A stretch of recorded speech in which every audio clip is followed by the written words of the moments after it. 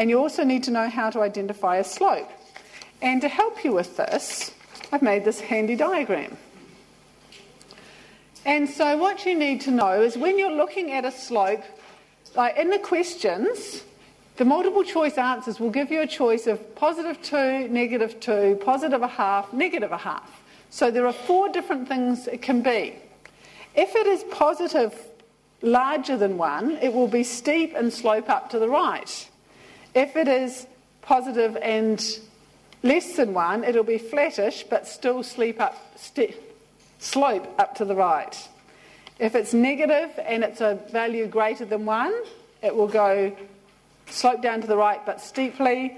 If it's negative and less than 1, it will be flat like that. So you just have to think about positive as it's going up as it goes to the right, negative as it's going down, and you also need to know that a slope larger than 1 is a steep slope, one you wouldn't want to have to walk up, and a slope less than 1 is a less steep slope. Once you're going down, it'll be different. It's all right. So what I want you to do now is have a look at those and see if you can do those equations. And there's 2 more pages. There's page 9 and page 10. See if you can find the intercept, find the slope, and write the equation. Okay, let's have a look here. This one here, our intercept, so C equals 1. Our slope equals, okay, we go along 1 and up 3, because it goes from 0, 1 to 1, 4.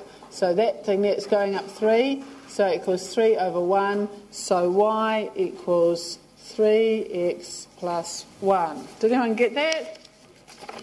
Good, very good. Okay, I'll just check it's right. Yes, it is. Okay, now look at this one. Can you tell me, is the slope going to be greater than 1 or less than 1? Less than 1, because it's flattish. It's not as steep as this one.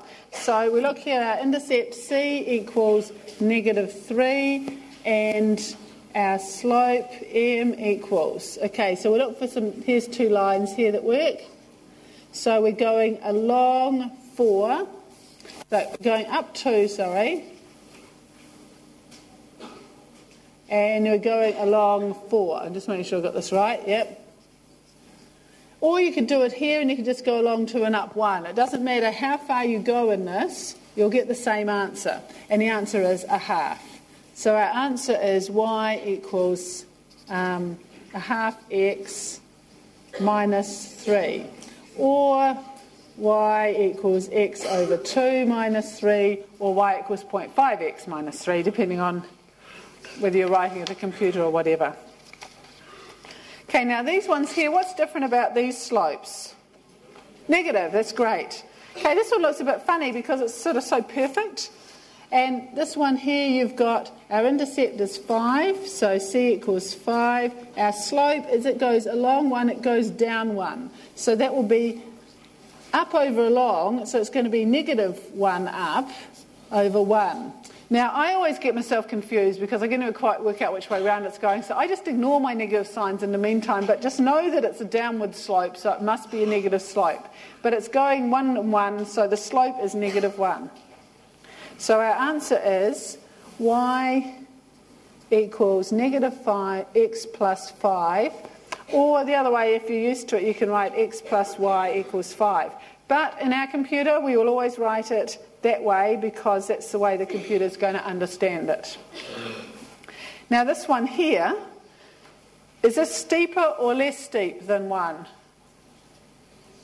It's less steep.